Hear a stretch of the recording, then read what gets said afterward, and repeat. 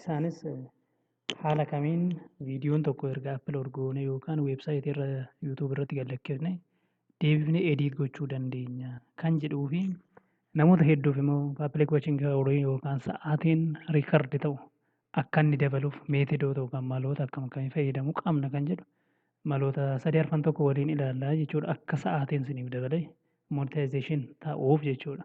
Inni jalqaba irratti viidiyoo tokko erga upload goone yookaan yuutuub irratti feenee deebifnee ediit gochuu yookiin bakka sirreeffamu sirreessuu kutuu sagalee itti dabaluu wanta kana hojjechuuf maal gochuu qabna maloota akkamiitiin immoo irratti hidhuu dandeenya kan jedhu waliin ilaallaa jechuudha.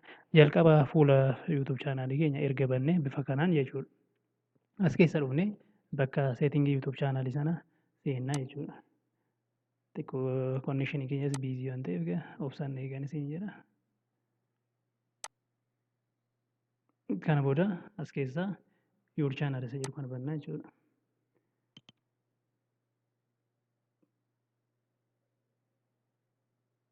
Sorry for connection kiyya baay'ee dadhabaa waan ta'eef yaa obsaan na eegan isiniin jedha namoonni. Sana booda immoo manage viidiyoo kan jedhu bannaa jechuudha. Kanarra from this one we open these areas then is on going process.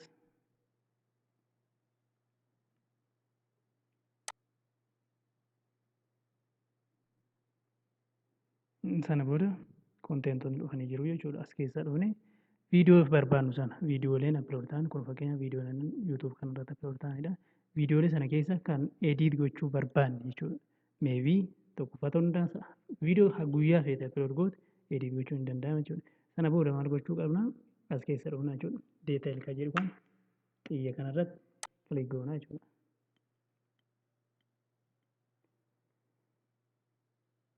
Erga isa bannee oopshinoonni dhufan taayitilii jijjiiruuf maqaa yuutuub viidiyoo sanaa irratti gad lakkiftan. If you want to change the titles of the video, you can change from this one. Isa kana bifa barbaanneen edit gochuu hin dandeenya jechuudha. Waan barbaanne ta'e sana. Itti dabalees diskiripshinii viidiyoo sanaallee jijjiiruu hin dandeenya jechuudha. Bifa feetanii diskiripshinii kana jijjiiruu hin dandeenya jechuudha. Asirraa jalqaba taayitilii jijjiirtaa, yoo feetanii dhiiftaa, yoo feete diskiripshinii jijjiirtaa. Itti dabaluun tambeelii isaallee jijjiiruu hin dandeenya jechuudha. Kana qofa otoo hin taane asuma keessa pilaayilistis dabaluu ni dandeenya jechuudha. Pilaayilistii kan itti ediit goonu taagitti goonu sana jechuudha. Bifa kanaan kafeetaan ediit gochuu yookaan kireet niw pilaayilistii illee as keessaa ni danda'ama jechuudha. Sana booda dandeettuun erga barreessitanii xumurtanii jechuudha. Isteeppii biraa awudeensii namni kanaas ediit gochuu hin danda'ama. Deetaayilii garuu kan viidiyoodhuma sana arreenji gochuu barbaanne as keessa dhufnaa jechuudha. Deetaayilii erga banne ediit kan jedhu kana kilik goona jechuudha. Ediitii keessatti wantoota baay'ee nu fida. Cut and trim kan jedhu pilaasii kana yoo tuqne viidiyoo sana iddoo barbaannutti kutuu dandeenya jechuudha. Fakkeenyaaf cut and trim irratti kilik yoo gootan asii haga kanaa viidiyoo kun asii kaaftee haga kanaatti kutuun hin danda'a jechuudha. Deema kun haga barbaadde irratti kilik gootee oofuu ni dandeessa jechuudha. Haga gidduu kanatti yookiin asiinis haga barbaaddu sana hambiftee kutuu dandeessa jechuudha. Viidiyoon kun kana gidduu kan jirutu hafaa jechuudha. Paartiin seekshiniin kun ni hafa. Seekshinoonni asii ka'ee asiinis ka'ee irraa tiriim ta'anii badu jechuudha. Erga kana gootee dhuftee seef goota jechuudha. Seefin asirraa seef jechuun karaa lachuun kuteera jechuudha. Yoo hin barbaanne immoo yookaan ediitiin sun daqiiqaa barbaadduun ala yoo ta'e diskard change kan jedhu kanarratti kilik goota jechuudha. Diskard gaafa duubatti bakka duraa sanatti orijinaal isaatti si deebisaa jechuudha. An biraa immoo awudoolee itti dabaluu yoo barbaadde jechuun awudooleen fuula yuutuub irratti firii ta'anii sagaleewwan firii koopiraayitii irraa adda ta'an garuu kana keessa gaafa banne sagaleewwan hedduu argachuu ni danda'ama.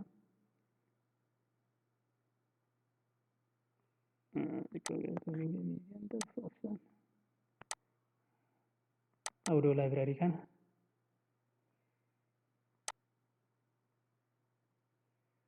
eeguudha.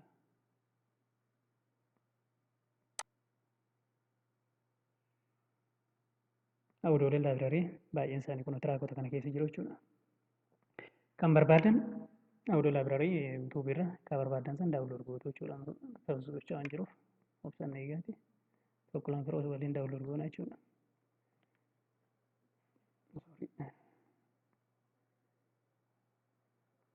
Listiiwwan dhufanii jiru. Track title, gentle, mode, artist, duration of time, daqiiqaa meeqa akka qabu, license type. Asirratti license type kanarratti darbee wantoonni jiran CC ka jedhu copyright content qaba jechuudha. Copyright content isa qabu daawunlood hin godhina. Maaliif asirraa fuudhee achirratti copyright hin qabuu danda'a. Free ka ta'e yookaan kan CC qabu san added jechuun ni danda'ama jechuudha.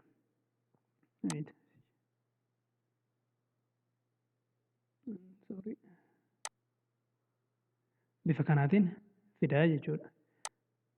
As keessa viidiyoolee barbaadde, audio barbaaddan jechuudha. Sagalee sanaaf kan ta'a jettee fi kilik gootee dhaggeeffachuu ni danda'ama jechuudha asirratti. Kanarraas bannee erga kana hundarra bannee yookiin kan barbaannu sana kan daawunlood gochuu. Kunis firii waan ta'eef firii from copyright license irraa firiidha waan ta'eef fakkeenyaaf audio tokko suma kan daawunlood goona jechuudha. Kanaan barbaade isa kana ta'e yookiin isin filannoo keessatti hundooftu daawunlood jettanii bakka duraa san geessee galcha jechuudha. Daawunlood.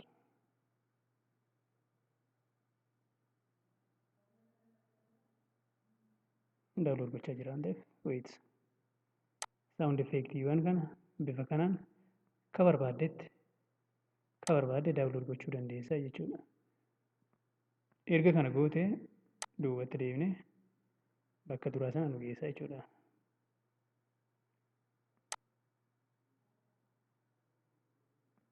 Isa kanas daawunlood godhaa jira.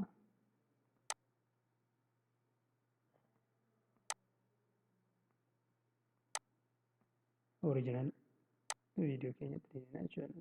Bakka edit gochuu eegalle sanatti bifa kanaatiin erga dhufanii kun wantoota nama daawunlood goone sun sadan isaanii dhufaniiru jechuudha. Yoo barbaadde asirraa kanarratti pilaayii kanarratti gaafa kilik goone sagalee nuu fidaa jechuudha. Sagalee waan kana maal akka ta'e dhaggeeffachuu dandeessa. Isumarratti stop jechuu dandeessa. Pilaayii odoo kan jedhu kana aaditti gochuu barbaadna taanaan fakkeenyaaf isa kana sadaffaa kana aad gochuun barbaadu yoo ta'e aadii jedhe. Aad gaafa jedhu bifa kana fidee odoo sana asirra galcheera jechuudha. Viidiyoo upload ta'e sana. Isa kana immoo sagaleen isaa baay'ee siin jeeqa'uu ta'e xiqqeeffachuu dandeessu bifa kanaan. Bifa kanaatiin jechuudha. Haga barbaade liivelii isaa guddisuu xiqqeessuu nan danda'a jechuudha. Isa kanarratti kilik godhee. Yoo immoo hin barbaanne tuqaalee sadan kanarratti tuqaa kilik godhee remove gochuu nan danda'a jechuudha. Informationii ilaaluu yookaan remove gochuu nan danda'a jechuudha. Audiyoon aad irratti godhatan.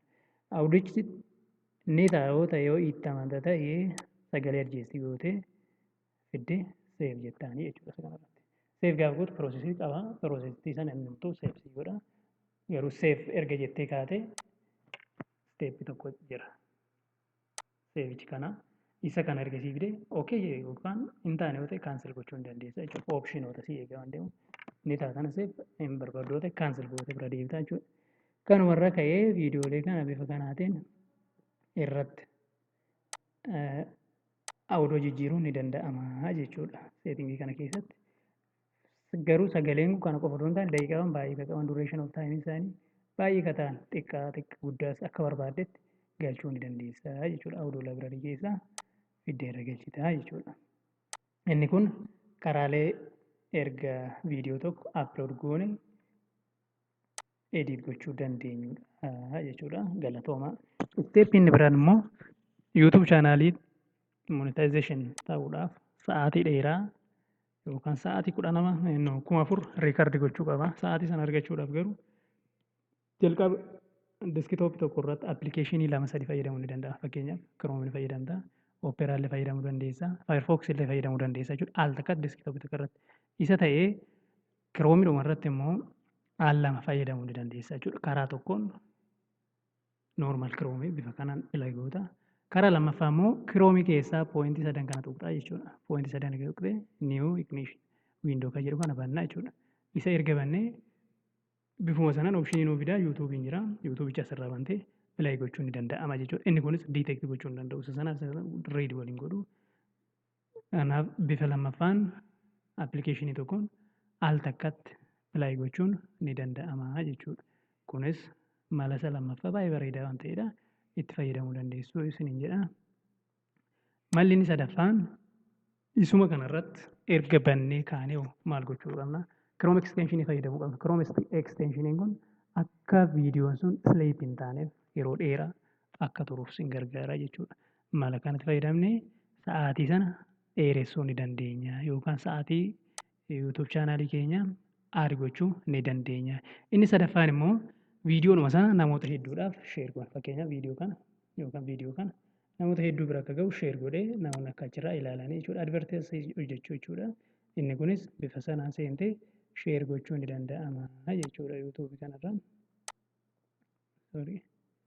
Getting link linkii kanarra sheer gochuu ni danda'a jechuudha namoota hedduu bira akka ga'uuf. Isteepii sadaffaadha. Isteep sadaffaa keessatti yuutuubiin sun viidiyoo sana bannee jechuudha. Fakkeenyaaf viidiyoo tokko asirraa bannaa jechuudha. Viidiyoon sun erga banamee viidiyoon yuutuubii kiyya irra jiru erga banee haala kamiin adjeestii gochuu danda'a. Isumayyuu jechuudha iddumanni jiru sanarratti. Appilikeeshinii adda addaa sana deskitooppii tokko irratti koompitara yookaan deskitooppii irratti viidiyoon 2-3 bannee achirraan sirbisiisuun sa'aatii dheeraa akka nuuf riikardi godhu yoo barbaanne jechuudha. Fakkeenyaaf viidiyoo kanan banaa jechuudha. Asirraa ilaalla. Karaalee sa'aatii sana itti daballu jechuudha. Erga viidichi banamee fakkeenyaaf viidiyoon kun sekondii 31dha. Isuma ta'ee ispiidii 31 kana dabaluu nan danda'a jechuudha. Ispiidichi eessarra dabalama? Jalqaba viidicha ni bantaa. Viidicha erga bantee kana keessa dhuftaadha. Seetingii keessa seetingii odoo hin banamee jiru jechuudha. Noormaal isa dhufu kana noormaal oduun nu dhageenyu kana sagalee ispiidii isaatti dabala. Ispiidii kun lamarra gaafa ta'e taayimiin asirra jiru baay'ee fiigaa jechuudha. Taayimiin asirra jiru baay'ee fiigaa jechuudha. Ilaaluu dandeessu. Taayimichi baay'ee fiiga lalama. Ispiidiin isa lamarra waan jiru baay'ee fiiga. Ofii keenyaan dhageeffannu waan ta'eef nammoo taayimiin riikardi ta'uuf waan ta'eef bifa kanaan fayyadamuu dandeenya. Akka immoo gaafa ispiidiin kun dabalame biizii hin taane kwaalitii isa gabbuudha. Kwaalitiin isa awudoo keessadha.